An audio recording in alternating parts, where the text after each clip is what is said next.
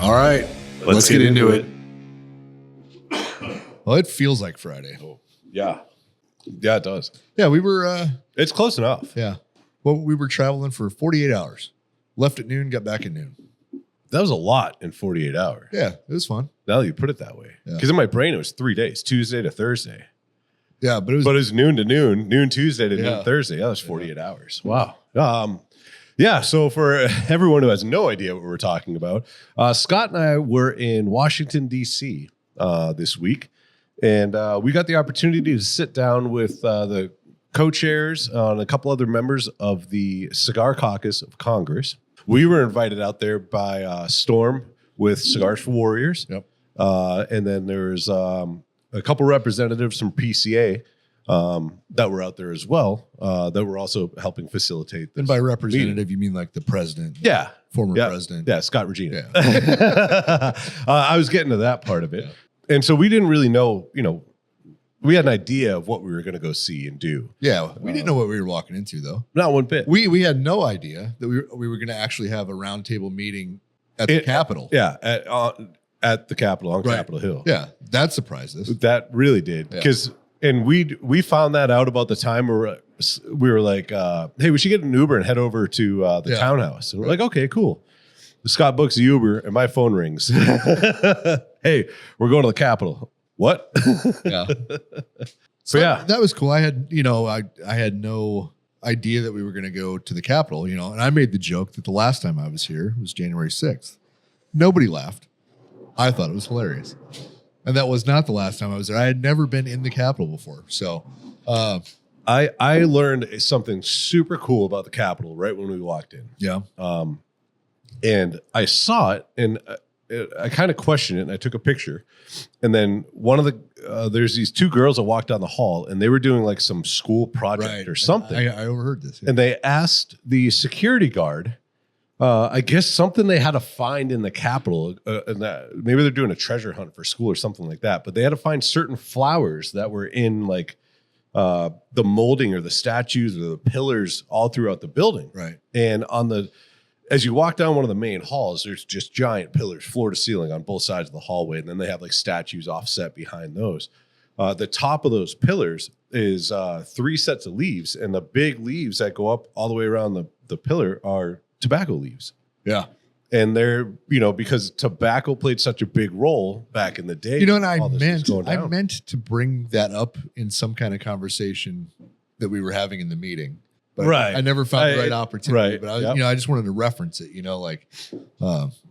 need to protect our history. Mm-hmm. So that's so fucking cool. Yeah, I'm shot your way right now.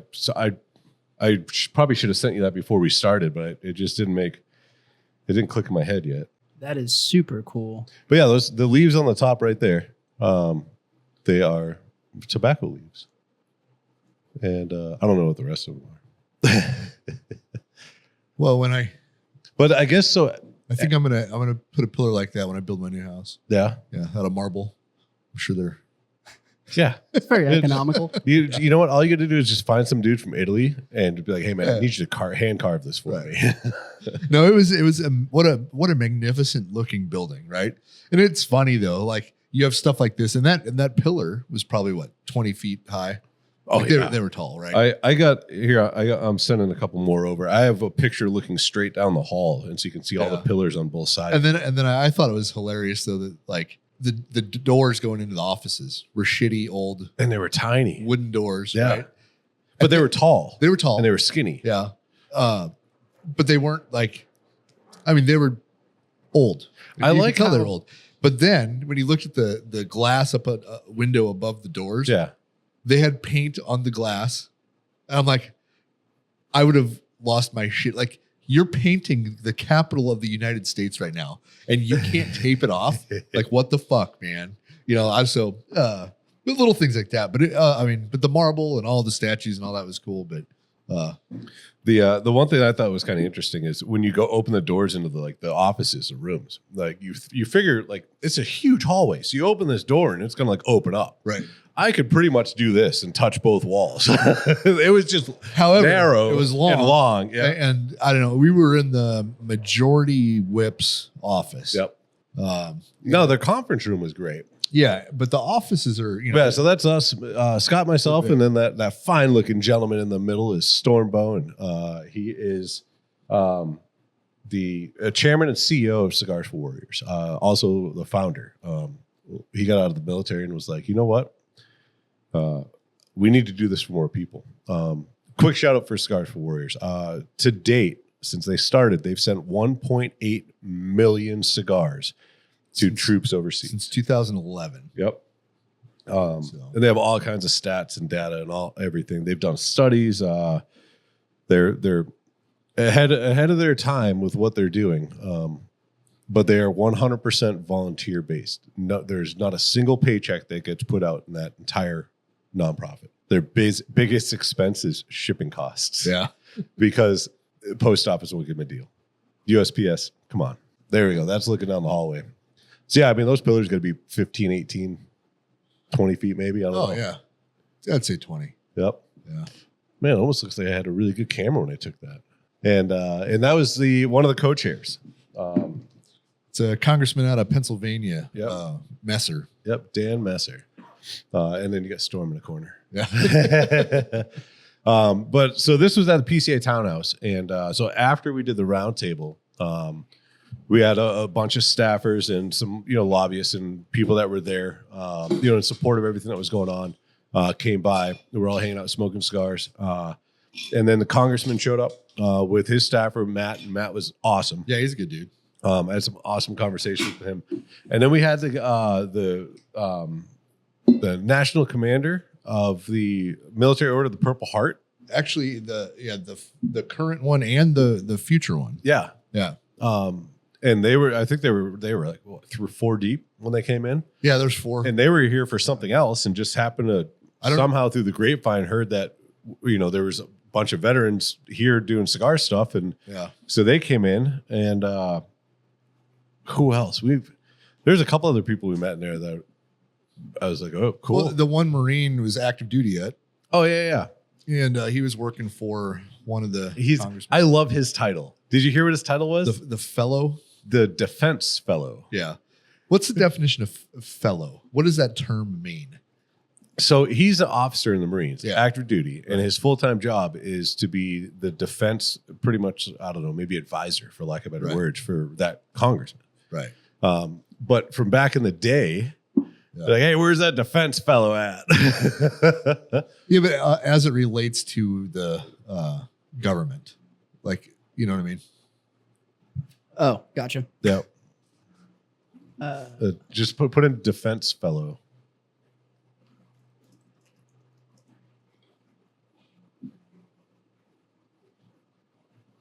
Oh, there we go. A defense fellow is a person who participates in a fellowship program run by the Department of Defense. Oh, that's a way to use the word and the definition there, Webster. I know exactly what that means now. Hey, he did a fellowship because he's a fellow. Yeah, I did. I can't remember what officer. I said some officer joke to him though. He was good. He was square the fuck away. Somebody said something about letting him speak, and I asked him what rank he was now. And he said major. I said no, we would have to cut you off. Yeah. It was funny. Every veteran we talked to though made me feel old. Yeah. Like, yeah, I served from 2012 to 16. I'm just like, I thought you were closer to my age. Well, it's like we were sitting in the round table discussion, and I can't remember why the subject came up, but Storm was like, talking about having a sat phone when he was in combat. And I didn't even think. I just looked over and I'm like, you had a sat phone. They only gave me a rifle. And then I looked back across the table. I'm like, fuck, those are congressmen. I'm like, oh, man. So I still don't know how to do the politics. I think we did a good job. I think we actually do. We had lots of people come up to us afterwards and essentially tell us that. And I don't know if it's because their expectations were zero for us or if it was because we were actually or maybe they're just filling us full of shit. Could be. You know what I mean? Like, I don't know. No, I honestly, I think we carried ourselves well. I think we expressed our viewpoints in a very neutral way. Kept straight to the point. Yeah. Used some supportiveness, made it relatable, and that was it. It wasn't like I need this this affects me. It was all about the industry or the retail. Well, the one question I really jumped in on was when, the congressman asked what we could do or what he could do for us as the industry or veterans or whatever. And then the PCA guy, I can't remember what his position was. Scott? No, the guy sitting next to Scott at the table. Oh, yeah. He asked, well, like what he is one of the. He asked what the cigar industry could do for veterans. And like, I'm sitting on the cigar industry side, and he asked the congressman, like, what can we do to help you as a congressman? And I'm like, well, I had to chime up. And I'm like, no, you as an industry guy, like if you own a shop or whatever, just get veterans to hang out with each other. Like that's the biggest thing. Oh yeah. Like veterans need to just create I said, do a veteran cigar night and get people to go and that cigar is going to break that open that line of communication up. Yeah. When we talked about it a million times, is the whole reason why we do everything that we do with the nonprofits that we work with. We see how it works. We see the impact that it makes. Speaking of that, on the flight back, I ended up sitting next to a guy that was a veteran we took on a fishing trip out of here in Texas. Did you catch what he was doing in DC? So he works. He does contracting, logistics type stuff for DOD and DOJ, and so essentially they sell to the government. They pick up contracts, and I don't know what they sell. I don't know what the product is. We didn't get into that much detail, but he's been doing it for a while. He's really good at it, and so he was out there to do like kind of what we were doing. Like, hey, let's have some sit downs and meetings. Let's, what are you guys looking for? But like, this is a weird time to go out there because there's no budget. It hasn't been approved, so nobody has money to spend. Right. So like, if you're like, hey, you want to buy all this stuff? I look at all this cool stuff. It's a sweet deal. They don't have any money. Yeah. You know what I mean? So he was just like, I was just coming out here. He goes, usually this time of year, everything's approved. And he goes, Monday night, they canceled everything that we were going to do out here. Oh. He goes, I didn't get the email. He goes, I got a text from my buddy as I was already on the plane. And I was just like, fuck it, I'm going to DC for a couple of days. He goes, so he walked around and talked to the people he needed to talk to and whatnot. He goes, but it's really hard to take somebody out to lunch when they don't know if they're going to have a job when they get back. From lunch. Yeah.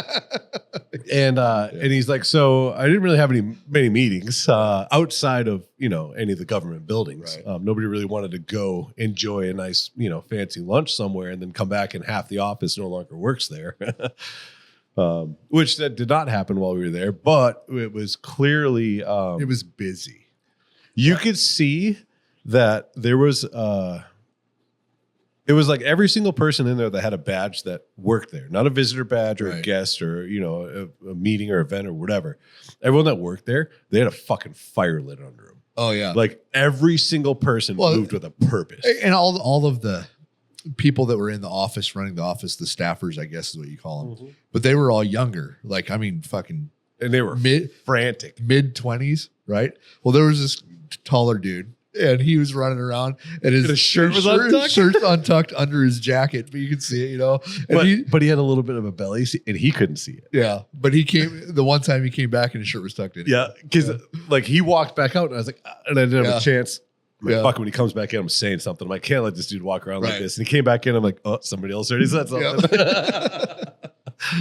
But yeah, I mean, like, I don't know how you get into like working in government as a staffer, especially in your mid-20s. I don't know but that would be kind of a cool gig, I think. You're getting abused. Essentially what you're doing is you're learning how it works. Yeah, but if you want to get into it later, you know the process. But what a great way to learn, right? Like I learned more in this fucking 48 hours about how shit works a little bit than I knew, right? Like yeah. So Like I wouldn't be before this. I never would have thought, you know what? I'm going to try to set up a meeting with a U.S. congressman. Now I think if I wanted to, I can make it happen. But it would have to be about something. Right? Yeah, there'd need to be a legitimate reason. Yeah. But I don't feel like it's an impossible thing now. Now we know how. Right. And we know what it would consist of. Well, I think that's where the guys that work with the Connects, right? Yeah. Those kind of That's people. why I have all their cards. Like literally the business they work, their business is Connects. And you know what? And maybe that's why people go in as a staffer, because they learn everyone and they meet everyone, and then they go be a lobbyist and they already have all those connections. Right. Because you don't get paid shit as a staffer, but you fucking get paid as a lobbyist. Yeah. Huh. So, but it was interesting to me. You want to get into the nitty gritty about the round table? Yeah. Go into some of the details on that.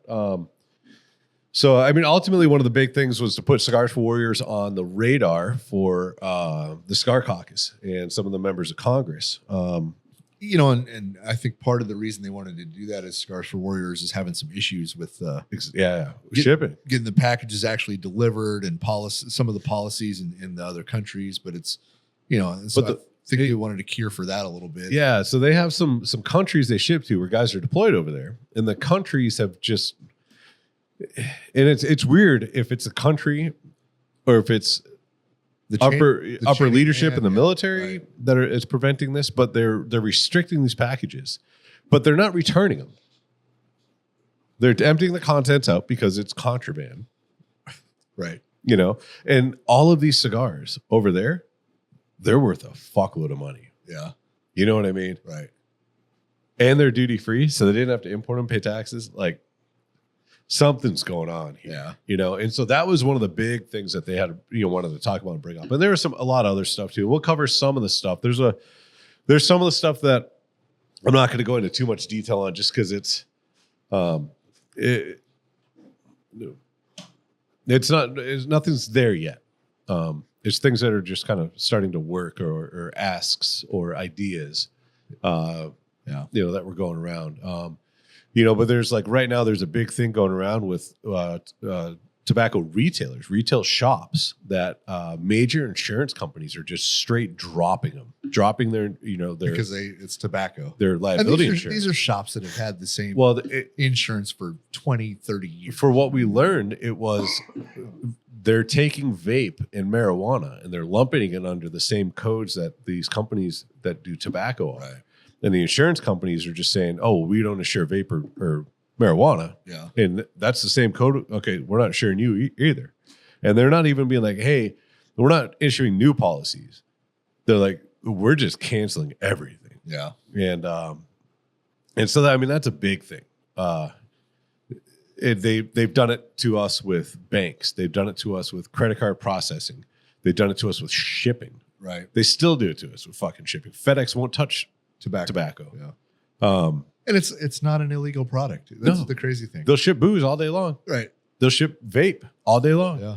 Why don't you ship premium cigars? Yeah. It makes no sense. But that was another kind of topic that was talked about quite a bit. The bias that certain industries give to our industry, specifically. And one of the surprises that the one Democrat that was in this meeting was he was out of California. Yeah, he was a congressman from California, and he seemed pretty level-headed. I kind of want to have a cigar with that dude. I do, because I want to talk politics. But at one point, he even used his party almost against himself. Yeah. He's like, I agree with that. And I'm even a Democrat. Yeah. And I was just like, damn, I kind of like this guy. Right. But, and we were, at the end of it, because obviously Washington, D.C. is busy as fuck right now. Mm-hmm. And so, we're joking around with him. I'm like, this is probably, the cigar caucus or the cigar topic is probably one of the easiest topics you guys are dealing with right now. He's like, yeah, it's a pleasure. Yeah. Until we showed up. We didn't do nothing. No. But a lot of the things that we were working on were things that struggles that the industry's kind of having. Things that have happened we learned a lot. We gathered a lot of information about how and when things are happening. For instance, in 2016, the FDA created a deeming rule to kind of regulate the entire industry. And they were using that in a sense to collect information, take comments, and then they were taking their outcome of it and making it law.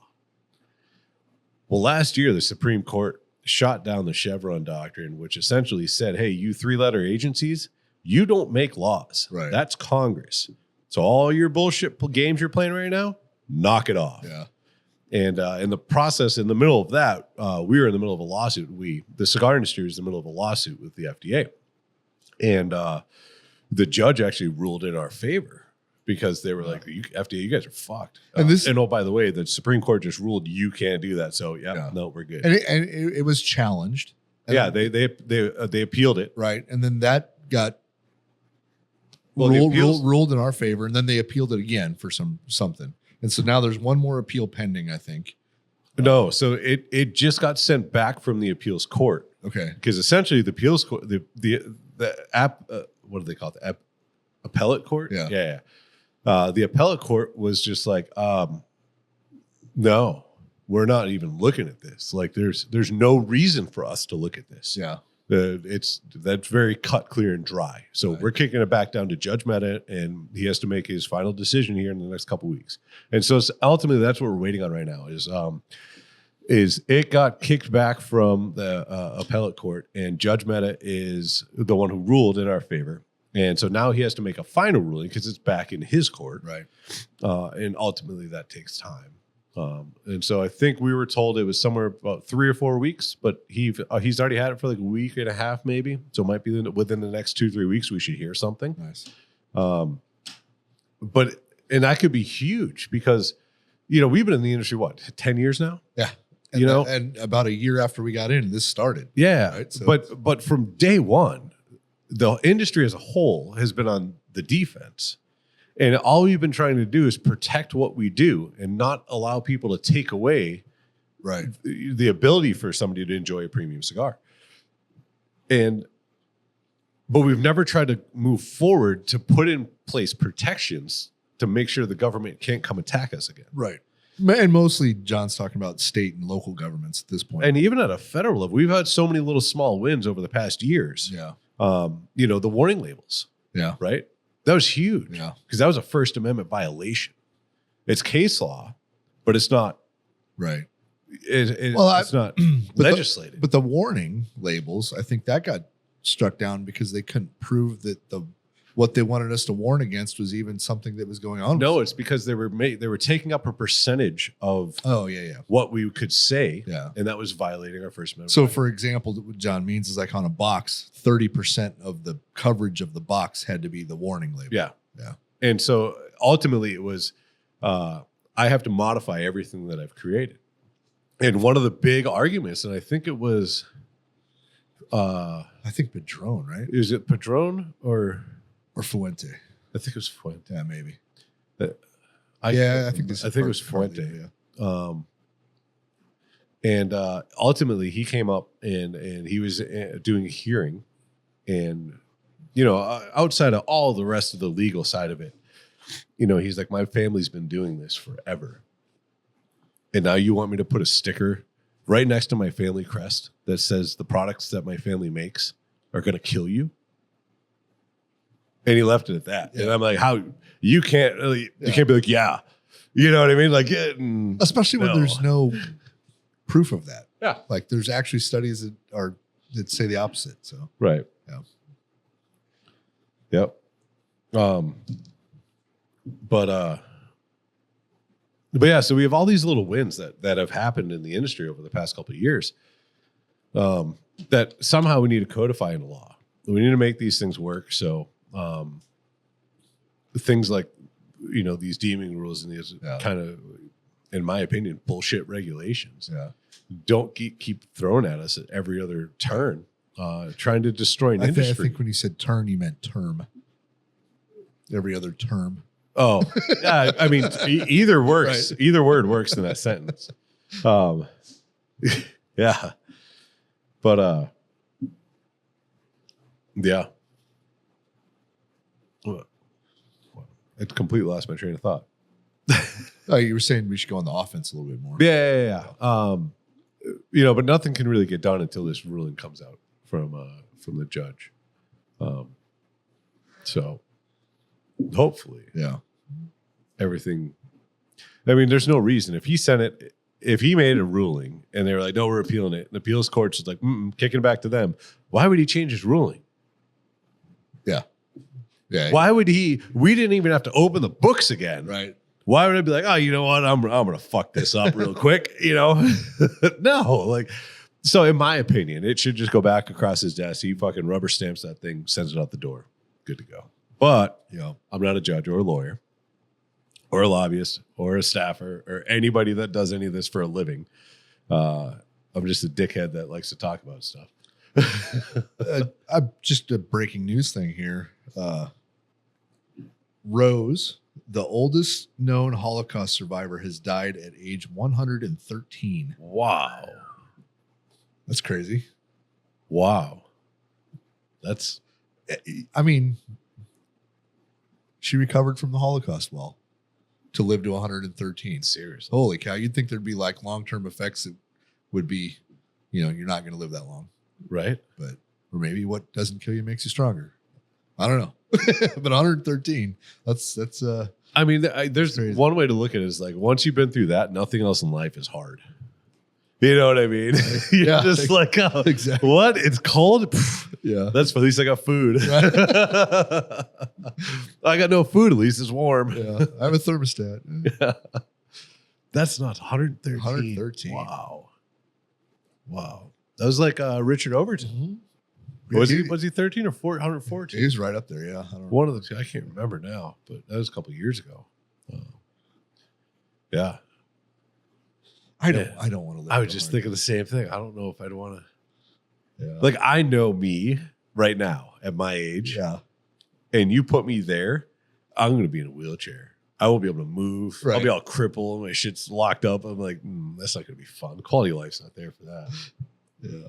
What's y'all's guess on the longest living person? How old were they? 127. Well, that's still alive or that has ever lived? That has ever lived. Oh. That has ever lived. Oh, I don't know. Let's go 135. Okay. You still 127, Scott? Yeah. Jaraman Kimiro, I'm fucking that up, lived for 122 years and 164 days. What's even cooler is he lived through the entire 1900s. He was born in 1897 and died in 2013. Wow. Yeah. So he went all the way through 1900. Oh, I'd have so many jokes. Back in my day. What, in the 20s? No, the 1800s, bitch. That's like I'm a 90s baby. 100 years ago. The 1890s. I hope he was hitting his like grandkids and great grandkids with that. Like, I'm a 90s baby too. Like, I love the fact that I can say right now I was born in the 1900s. That is, it's true. I don't want to see 21 though. I mean, it's 75 years from now. There's no, unless science gets like, no, I don't want to see crazy. There's no way. I don't want to see it either. I'm not even sure I want to see like 2050. Like the way we're going right now, I may hit like it's getting better. I may get like 35, 40 and be like, Yeah. deuces, everybody. In the last 6 months, I've wanted to live for like 10 years longer now. Yeah. Yep. Anything else at the round table that was notable?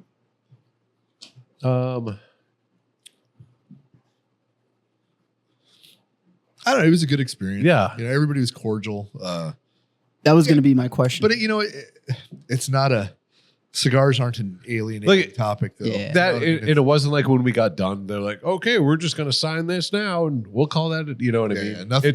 It literally, it was what it's called. It is a round table discussion, except we were on a rectangle table. We were putting ideas in brains is what we were. But we were putting logic behind the meaning of the ask. Right. Yeah. It's like, hey, whatever, X, Y, and Z would be great for this industry. They might not understand it. And then once we put that story behind it that they can see and understand, and then they're like, oh, you know what? Yeah, that makes so much sense. Yeah.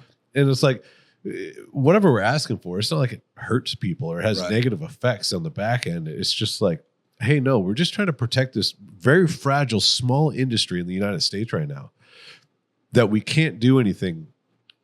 We can't source anything from in the States. Yeah. The cool thing was we had a couple of guys who were from Pennsylvania. There were one was from Pennsylvania, one was from Virginia. Yeah. Congressmen. And in their districts, there are people that grow tobacco. Yeah. Which is rare anymore. Yeah. And so it was kind of cool to talk with those guys. And obviously they're members of the Cigar Caucus for a reason. Yeah. But there's about 60 total members. I have no idea. There's no list. I couldn't find it. I Googled. Yeah, I Googled for a minute. I tried to figure it out. And but yeah, their staffers need to step the game up. I think though that like Warfighter was relatively not unknown, but like we were nobodies on the PCA side of things, right? And I think having some in this capacity, yeah, I think having FaceTime with these guys, they might realize we're not just a couple dummies. I don't know. Yeah, we kind of portray that. I wouldn't really call it dummies. If they follow our Instagram when we're humping the Drawmaster machines. Drawmaster machines, they might think that, but quality control. Yeah, it's quality control. Yeah, that's it, You're calibrating the machine. Okay? Too much. Just right. We go to the trade shows and stuff. We're in business mode. We're making, creating relationships. But we're not focused on relationships with the PCA. No, I don't care about those guys. Right. We're focused on relationships with our shop owners, retail partners. Partners, right? And so it was good to have some FaceTime with with the PCA guys and even the what do you call them, the lobbyists for the cigar industry. Like it was good. So it was nice to talk with those guys because they're pretty well versed in what everything's doing right now. It's kind of their job, And so I had some really good conversations with those guys throughout the walk back and throughout the evening. I get this weird thing that when I get interested in something, I go fucking down the rabbit hole. And I know at one point, like one of the dudes is just like, fucking leave me alone, man. You know what I mean? Like, when I got the hint, and I was like, hey, I'm like, sorry, I've been bothering you. I'm like, I really like this stuff, And he's like, hey, no problem. He's like, there's a lot of people I got to try to get to. I'm like, no. I was like, I won't bother you the rest of your night. I'm like, here's my card. I was like, if you want to call me, call me. If you want to email me, whatever. I was like, I won't bother you, man. I was like, but I'm face to face with you. I was like, I might as well ask you these questions, And he's like, I really appreciate that. He's like, most people try to change my opinion or give me something else to say. He's like, all you want is information. I'm like, that's it. Yeah. Like, that's all I want. Warfighter doesn't have a big agenda other than we don't want to go out of business because of regulation. That's it. That's my, I will do everything I can do to help protect this industry from being overly regulated. How that works, I don't know. Now, one thing I will say, because I led up to us going to this, is we didn't meet anybody from the veteran caucus. No, I don't think that invite got sent the way that it was portrayed. It got sent. Yeah. So, I was a little disappointed in that because I think there's some conversations I wanted to have on that side of the house that weren't really cigar related. Well, what I heard through the grapevine is that request was sent up, but it didn't get pushed to the veteran caucus. It got stopped somewhere in between Cigars for Warriors and getting to the people that needed to get to. And I don't know why. Like I said, it's not my place to be like, what the fuck, guys? Right. It's the whole reason I came here. But yeah, something happened in the middle of that, and I know DC is probably busy every day. But it was a little different right now. Yeah. Even the people that are there all the time, they're like, man. Just the office we were waiting in for our meeting. We were behind a meeting, and there was another meeting that happened in the same office at the same time as ours, and there was one directly after ours. Like at one point, there's this little waiting room that normally it has 2 benches and you can sit 6 people. Yeah. There's probably 35 people there. Yeah. Like just crammed in. And the staffers are like, sorry. Yeah, they're like, you want a water, coffee, or soda? And everyone's like, no. They're like, great.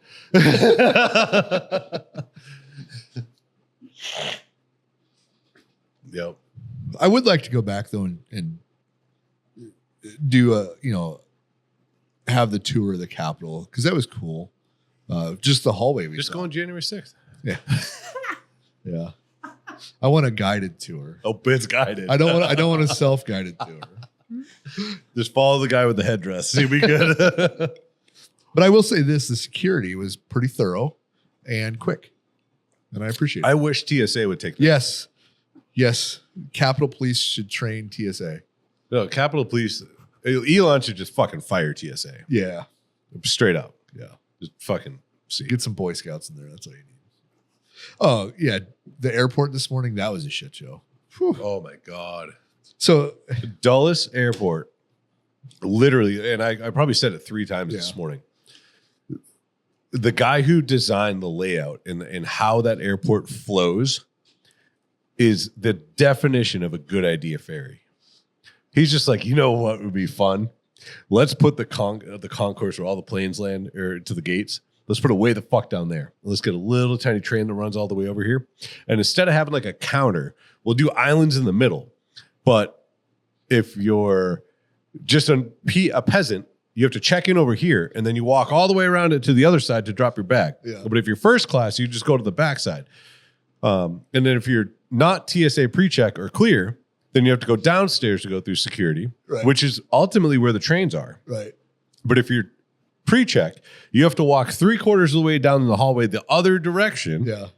And then if you're clear, you go next to that. But the line for clear was longer than you did pre-check. I did clear. Yeah.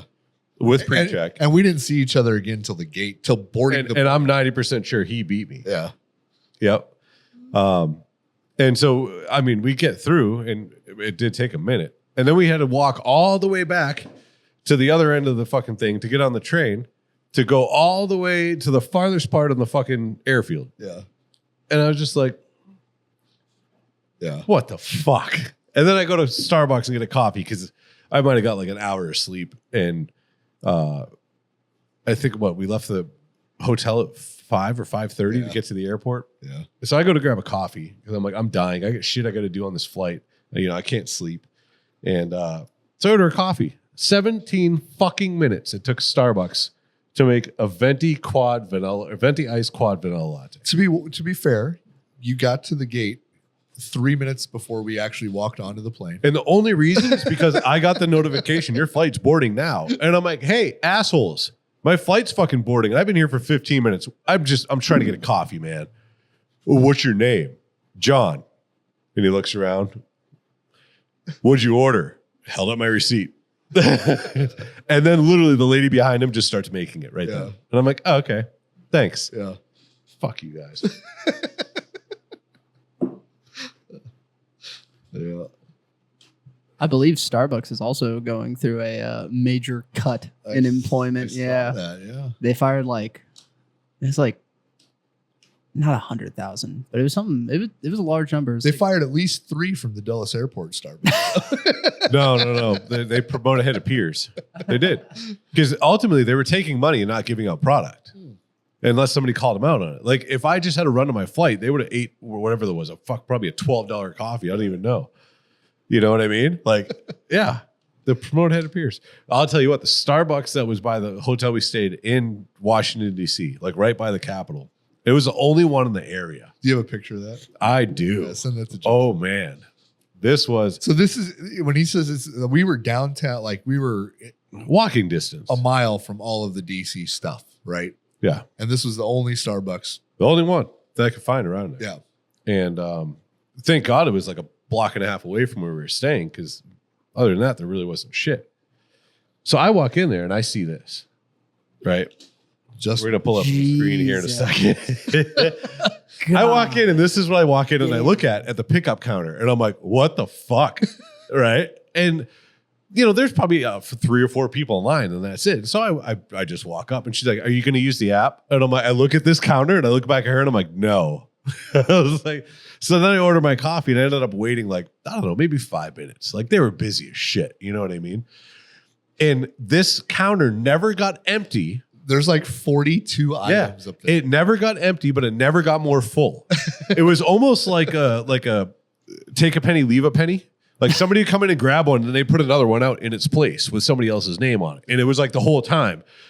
And like it was just absolute chaos. Because like some of these people, you can look, like the iced coffees don't even have ice in it anymore. Right. That thing's had been there for 30, 40 minutes. You know what I mean? The milk is curdling at the bottom of that cup.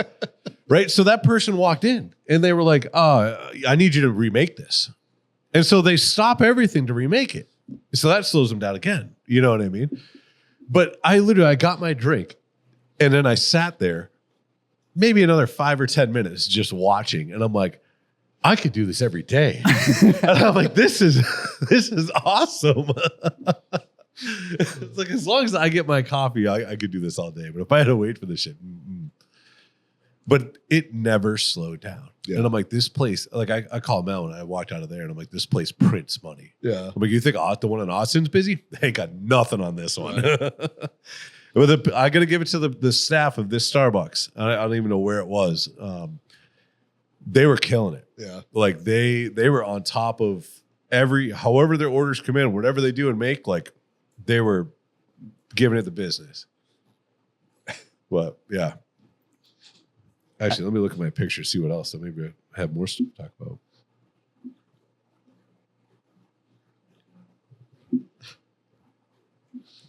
Yeah. That was a fun trip. I'm glad we didn't stay any longer, though. I got one more. Would you say Washington is similar to Vegas, and there's definitely a time frame, and anything after that, it really sucks? I think Washington's probably better. If we had a little bit more time, I wanted to go to. There's all kinds of cool shit to do. There. Like we were, and there's like it's history, right? Like this is one of the coolest pictures I took the whole time, because this dude decided, you know what, I'm going to park my electric bike, and I'm going to put on my sleeping mask, and I'm going to take a nap in the middle of the day. This is when we were waiting for the Uber. Yeah. The guy, I watched him put it on and lean back, and I stepped behind you, and I was like, snap. That's a level of like, I don't think I could say this guy was homeless. I do not think that that's the case here. No, I legitimately think he's got Jordans. That dude's not homeless. No. I legitimately think he was just like, you know what? I'm going to take a little nap. Yeah. So I'm going to get a nap under the sun. Yep. Oh, it was nice out too. Yeah. The weather was great. Yep. Yeah. It was beautiful. So it was 1,100 employees Starbucks is fired. Yeah. Wow. Laid off. Yeah. Supposedly it's in the company needed to reduce complexity and ensure that all work is overseen by someone who can make decisions. That is a quote. Huh. Is that the politically correct way that Starbucks essentially just admitted that it's gender neutral? They're following Trump's DEI. That's exactly what I read. I was just like, they were like, damn, Elon's fucking killing it out here. Like, you know how much money we could save if we did that too? And they're like, fuck it, send it. Make up some bullshit. Let them know we're just, Oh, man. No, but that's all I got for pictures. I mean, I didn't take many. We were talking the whole time in one way, shape, or form. How long did y'all have, like, when y'all went to the Capitol? How long was that day or that event? At the Capitol, we were probably there 2 hours. That's not bad. Yeah. Well, yeah, we were in the meeting for maybe an hour. It was right at an hour. Yeah, on the dot. Okay. Yep. But it took a minute to get in there. Yeah, and then we walked back. So yeah. A shout out to Storm for making that walk. Yeah. Storm's a medically retired 5th group SF guy. Did a lot of high speed shit back in the day, got fucked up. And, we convinced him to do this walk. Well, no, we didn't convince him. What happened was we hadn't had a cigar yet that day. And somebody handed him a cigar, and because and the walk was like at 0.7 miles. It wasn't that far. No. But like, okay, I can smoke a cigar on the way back. And then we just started walking, and it was a good walk. And he got about halfway, and he's just like, "Fuck, this is a bad idea." Yeah, dude, just from standing all day though, my feet fucking hurt. It wasn't my feet; it was my lower back. Oh, Yeah. damn. Yep. Yeah, but yeah, we were definitely on our feet the whole day. There's not many chairs. That's how they get people in and out. Yeah. They're like, nope, no sitting, keep moving. Well, during the meeting we were all sitting, but Yeah. you have that picture of No, that's on social media. yeah. I'll pull that up real Yep. quick. No. They were really quick to get those out. And he's like 6-7 posts deep already. Well, he is not posting any of them. No, but his staffers are. but Yeah. he's busy. Like he has a Oh lot of yeah, things he going. does. Yeah. They are stacked. Not Yeah. they don't go to work and they have that 1 hour meeting and that's it for the day. Yeah. Like they are stacked back to back to back to back to back with meetings. Yeah. Look at those sexy motherfuckers. It is weird when I see y'all in suits. I get nervous. Yeah, it is weird. Scott actually said if I had a cowboy hat on, I'd look like a rancher from Texas. all of his tattoos, for the most part, were, They were covered almost up. Yeah. I'm like, Oil man. you know, he had boots. I'm like, you could pull that off. Yeah. I don't look like a fucking hood rat anymore.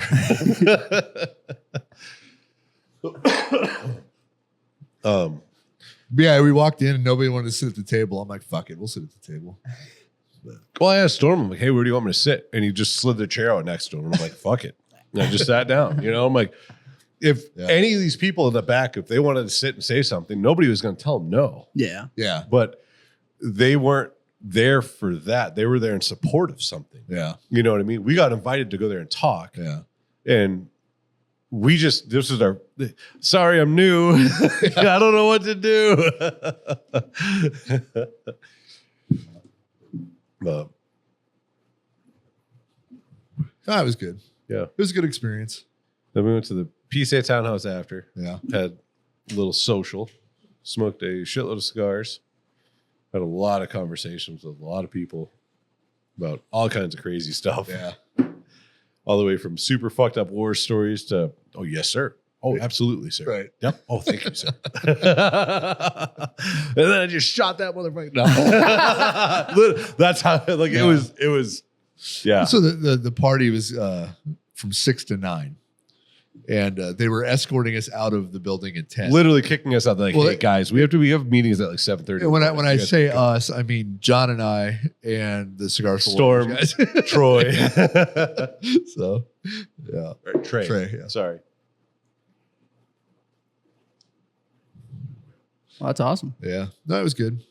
So, Yeah. Flight back didn't suck.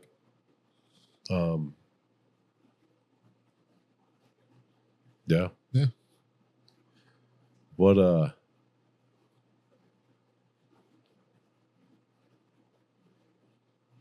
how would you do it again?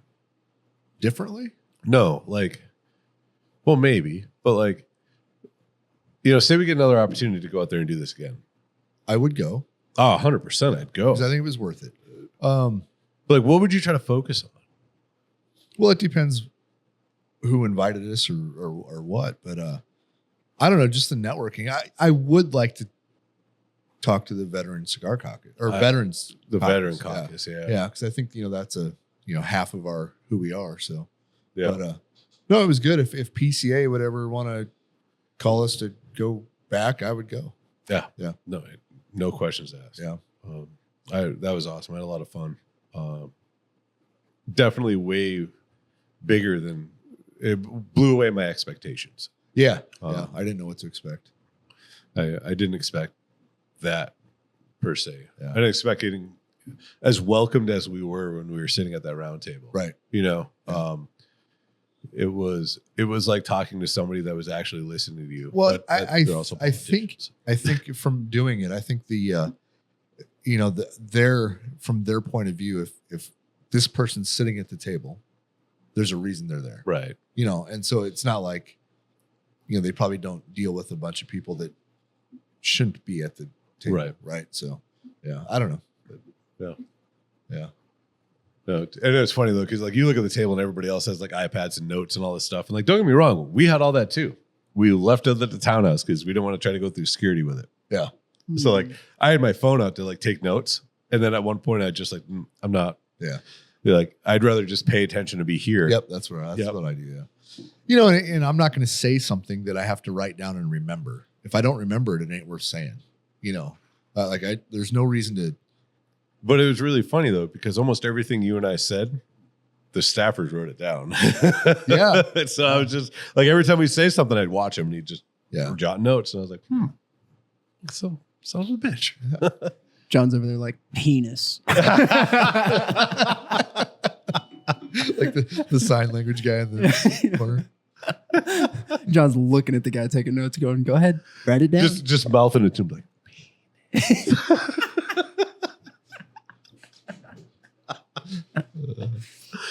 Honestly, with that dude Matt, I could probably do it. He was a good kid. Just gotta hit him with like a dick, long pause, Cheney. What'd you think I was saying?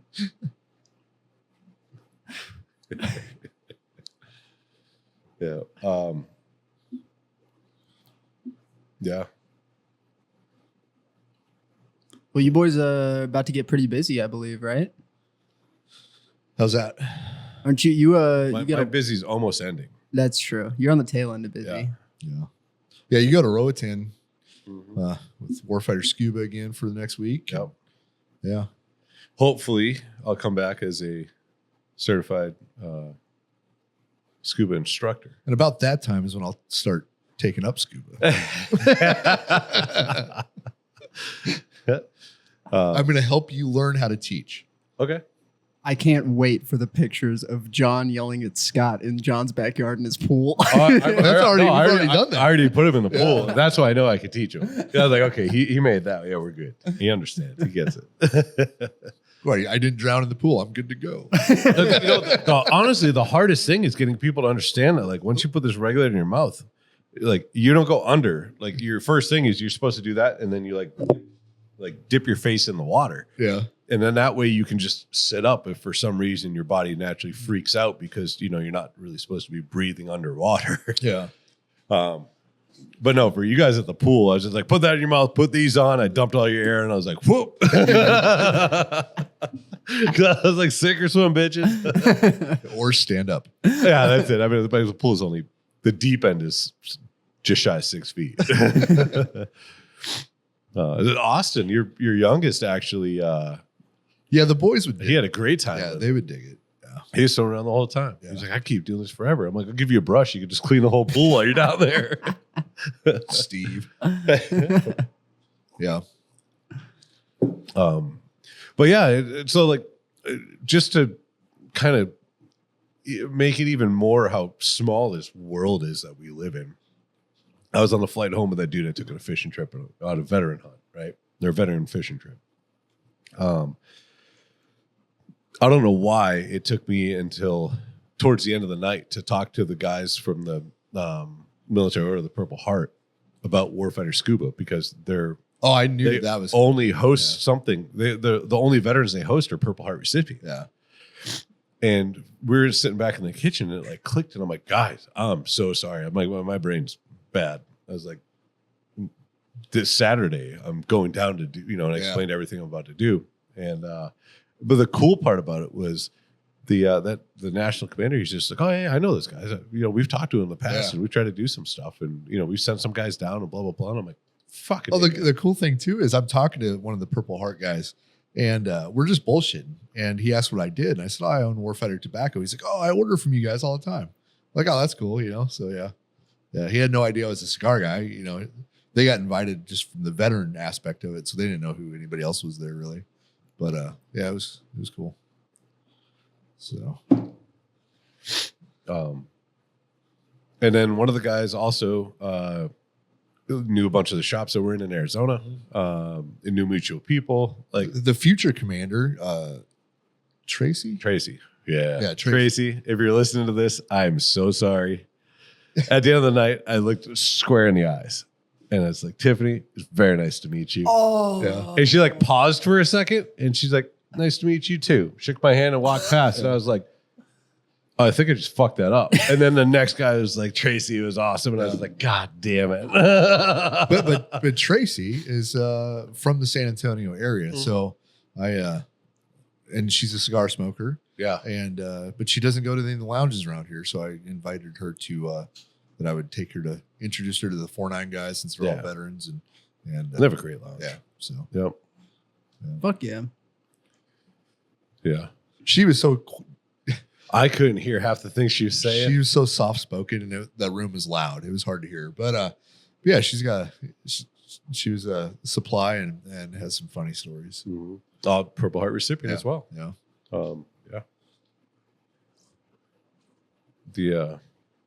It's funny hearing the stories from all these different people, different years, different branches, different jobs, and all this kind of stuff. Because as different as everything was, it's all the same shit. Yeah, you know what I mean. It's like, oh yeah, I could totally see that happening. Yeah. Yep. Well, we were talking to that major, and he got in well after we were both out. Yeah. You know, like, fuck. I feel old. Yeah. On a different note, we're going to be out at this comes out Friday, right? Yep, tomorrow. Okay, cool. February 28th. So Saturday, right? Yeah. Saturday. At Zodiac. Zodiacs they're in Austin now, right? Yeah, they're around the loop. Round Rock. Round Rock. They just moved. They used to be in Georgetown. They've just moved to Round Rock. They're doing I think it's their 7th year anniversary. Or their 1 year. 1 year in a new location. Yeah. Or happy grand opening. I don't know what it is, but they're doing a hell of a fucking party. Yeah. So if you're in the area on Saturday, come by. I think it starts at noon and it goes all the way till 11 o'clock at night. Yeah. I don't know exactly what time we'll be there, as vending, but they're going to have special cigar deals and, all the fun stuff going on. They always have a great time. And then what do we got coming up after that? Rustic moved theirs to April 29th. March 29th. March 28th. March 28th. Okay. Yeah. That's their anniversary, 1 year anniversary at their new location. They are doing something tomorrow night. If anybody wants to swing through there. Yep. And then May 10th, in Ashland, Kentucky, and it's called My Old Kentucky Herb, and it's put on by Fat Ash Cigar Lounge. And these guys have been doing this for a little while now, and they're expecting a little over 500 attendees. They actually rented out a giant convention center to host this and do it. And this is going to be our first year being out there for it. So if you guys are in the area, or maybe you want to travel in to go see it, it's going to be a great event. Yep. But that is May 10th. They do a little meet and greet on May 9th. But I believe the 10th is more of an all day or all afternoon, evening type deal. But I think those are the... Oh, I know. And then we have the NFG. NFG on March 8th. And that is in Fort Worth, Texas. And that'll be the formal release of our new redacted cigar. It will be. It'll be the only time you can purchase the redacted It cigar. also will be. After that, we'll never sell it again. The downfall is if you're just hearing about this now, tickets are sold out. Yeah. And but I think you can still buy online. No. No? Only ticketed. And then once the event is over, That's right. then they put what's excess. But I have a feeling we're going to sell it in less than an hour. Yeah, probably. Yep. Is that it? Do we have anything else? Let me look. And then I think we're looking for what? April 1st will be our first time that the redacted will be available to acquire. Potentially April 1st. No, it should be April 1st. We got some logistics to figure out, and we got to hope that UPS doesn't fuck up our lives. Yeah, true. So we'll have a solid date and solid details once we have the product in hand. Yeah. Keep your eye out for it. Yeah, it's coming quick and it's coming soon. Yeah. It is inbound to us as we speak. We just don't know where it is. They gave us a route, and then the last scan was 250 miles outside that route. Yeah. Yep. Yeah. So I mean, one way or another, they're going to be here. Yeah.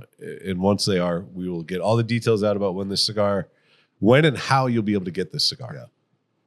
It's going to be a very unique instance. And that's kind of why we're letting you know about some of these events. Yeah. But on that note, Scott, do you have anything else? No. Justin, do you have anything else? That's it for me, boys. Okay, we covered the shit show that we just did in a 48-hour turn and burn in DC. We talked a little bit of something else. Gave you a little rundown of all of our events we have going on. Talked about the new Redacted cigar. Yeah, it's delicious. It is delicious. It is. It's Hey, what's in it? It's classified. Yeah, redacted, maybe? Yeah. Well, Yeah. fucking weird. Well, it was declassified, and we released it, But we redacted it. but we redacted it. Okay. Yeah. So it's declassified but redacted. Yeah. Perfect. So Awesome. Well, thank you guys for listening to the shit show. I hope you enjoyed the brief rundown of our trip to DC. I know it's kind of scattered all over the place. We're still trying to. I forgot to mention this. Yeah. The whole night of smoking and hanging out with these guys, Yeah. all they had was wine and beer. That's it. They didn't have whiskey. So on that note, this is our first Yes. whiskey since going to this Yes. event. So Immediately. cheers. Yeah, wine and beer. I have a feeling that they were like, "Oh, the Warfighter boys are showing up. Hide the whiskey. Only beer and wine." Yeah. But yeah, as usual, go to warfightertobacco.com for all your smoky treat needs. And Yeah. you guys will talk to all of our listeners next week. Yeah, John will be out, so we'll try to get a fill in. Yeah. So And I'll talk to you guys in about 2 weeks. there you go. Yeah. Well, bye guys.